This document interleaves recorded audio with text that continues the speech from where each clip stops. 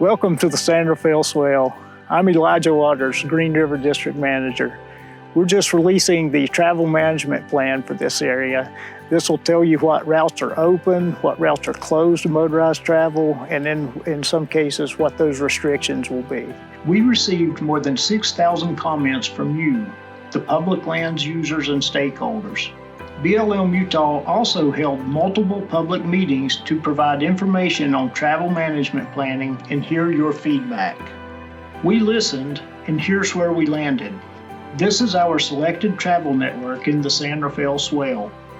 We are adding an additional 67 miles of designated routes that will be open to travel. Overall, 1,355 miles of routes will be designated as open to motorized travel. 144 miles of routes will be limited, meaning these may be only available for single-track motorized use or smaller vehicles. The new travel plan lists 665 miles of inventoried routes that are closed. While this is the overall total, closures can be broken down into 3 practical categories. Existing closures are routes that have been closed for years, in some cases decades. These are not new closures. Undesignated routes are considered de facto closed since they have not been identified in travel planning. Roads previously open that are now closed only account for 158 miles in this travel plan.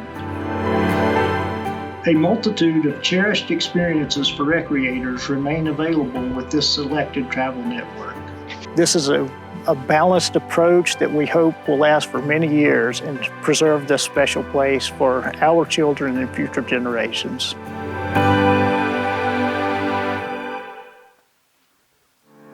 In this travel plan, nearly all of the really popular destination sites, such as access to Swayze's cabin, will remain open.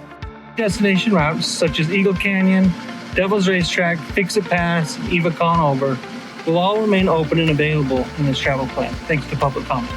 Additional routes like Cow and Calf Canyons, Red Trail, Orange Trail, Jump Trail, Lone Man Trail, VJ Trail, Never Sweat Wash Trail, Balanced Drop, Rods Valley, and the Head of Sinbad area routes are also open to motorized use. We're here at the Waterfall Single Track Trail.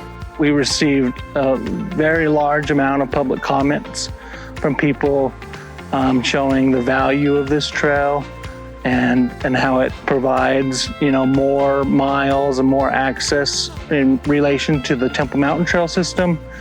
And we recognize that. We want to meet the intent of the Dingell Act and leave this trail open for motorized single-track use. The Chimney Rock and Humbug Flats area will also be changing. While some routes in this area were technically open to all motorized travel before, many of the roads here aren't really suitable for larger vehicles and can pose a safety hazard. These areas will now provide expansive single-track riding experiences. When it comes to public comments, the route that we received the most public comments for was a route called 5 Miles of Hell. The comments that we received talked about the value of having a difficult trail that provides experience to test people's skills. This is the only trail in the region that really is rated as an extreme trail. And because of that, we are choosing to keep this trail limited to single track use. Here the wedge is a really good example of an area where we're making sure to designate routes that go right up to the edge of these areas and provide these overlooks so that everybody can enjoy them and experience them. Even people with disabilities or people that are older and have a hard time walking. All of the main routes that form wilderness boundaries in this travel plan are going to remain open. This is great because it provides scenic access for the motorized users to get close and to follow the edge of these wilderness areas. And for those that want to park and venture inside the wilderness for non-motorized experiences, they have direct access to these areas. We've received dozens of comments about backcountry airstrips and the desire to keep these available and open. There's only 4 in this region that we're considering, and we are choosing to leave all of those open and available.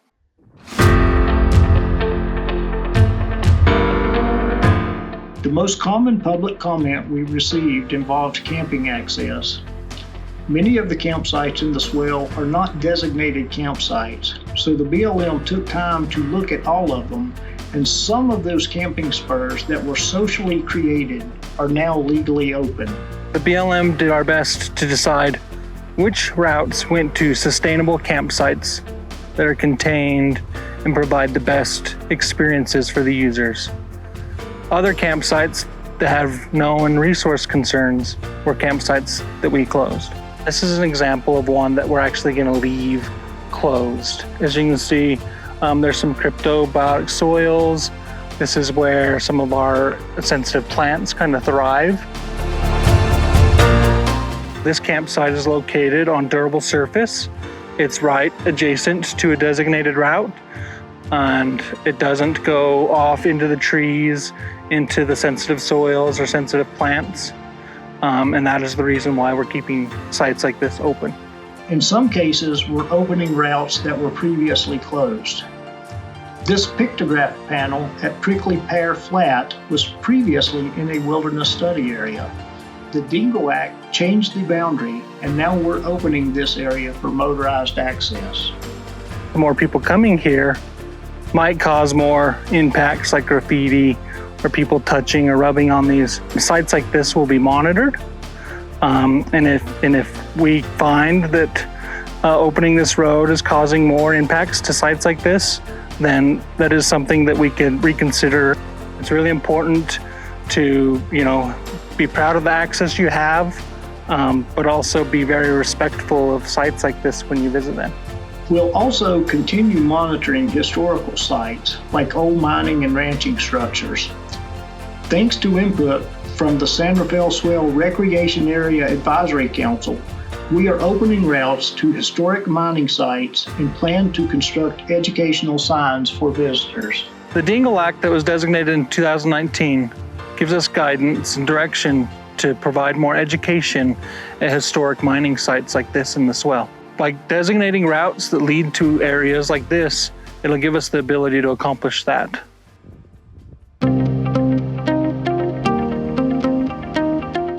In some cases, the BLM determined closure of routes was necessary to protect cultural, historical, and natural resources, as well as to minimize conflicts between user groups. Negative impacts seen on the ground also contributed to these decisions.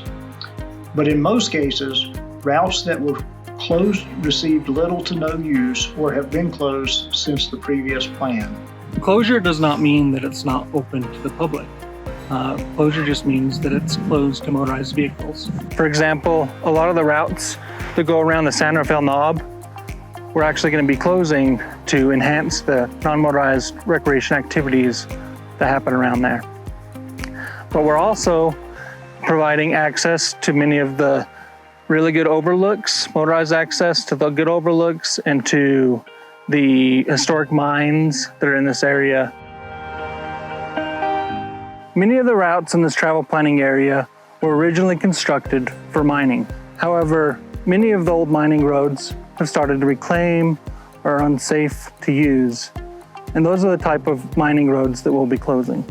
This is a route that we received comments on asking us to close this route at this campsite because there's not a lot of use or need for the route to go to the other overlook, because just behind us here, there's other access points that provide the same overlook. The BLM is choosing to listen to that comment and to close the route at this point. Redundant routes may seem to offer more options to users, but they can have detrimental effects on the landscape and ecosystem and can create confusion for people trying to reach landmark destinations. Here's an example of a wash bottom route. This is a route that we had inventoried as it can and sometimes does get some motorized use. This is a route that we're going to choose to leave closed for motorized uses and kind of protect this drainage. Here at the Wedge, we have kind of a history of some off-route use. When people hear off-route use, sometimes they think of just like ATVs or side-by-sides driving wherever they want to. And that's not what's going on here. What we have here is people wanting to camp. And they're pulling off of these roads and finding places to camp. And they don't want to camp right on the road, so they drive several hundred feet back into the trees. And that's the kind of things that's causing a lot of impacts to the sensitive resources here. Closures will not affect users who have authorized access, such as grazing permittees and rights-of-way holders. Behind me is a route that is currently designated for motorized use. As you can tell, it's not being used that way. It leads to a stock pond, and right up down this road, there's a more direct route that will be opened. However, this route is an example of a road that we're closing. Closure is just closure for public motorized uses.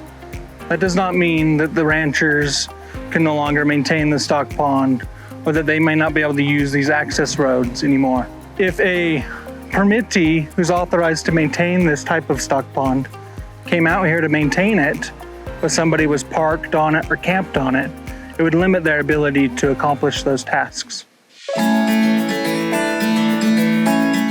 When people hear closure, a lot of the times they think of big signs and fences and gates. Here in the Swell, especially here at the Wedge, where we're trying to protect scenic qualities, this is an example of what closures might look like.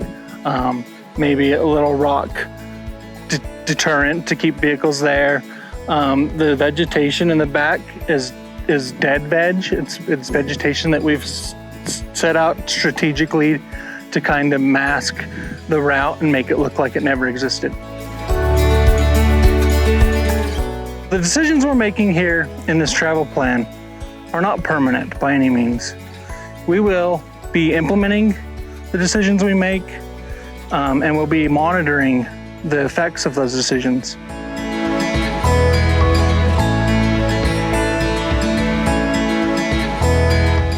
BLM Utah's selected travel network ensures the favorite and varied experiences of recreators remain available while protecting resources. The plan strikes a balance for all user groups who enjoy the sanrafaelswell's world-class recreation opportunities, cultural treasures, and unique ecosystem. I'd like to thank all of the many people who've offered comments and suggestions on this plan. Your input has been very valuable and really guided the direction we hope to go.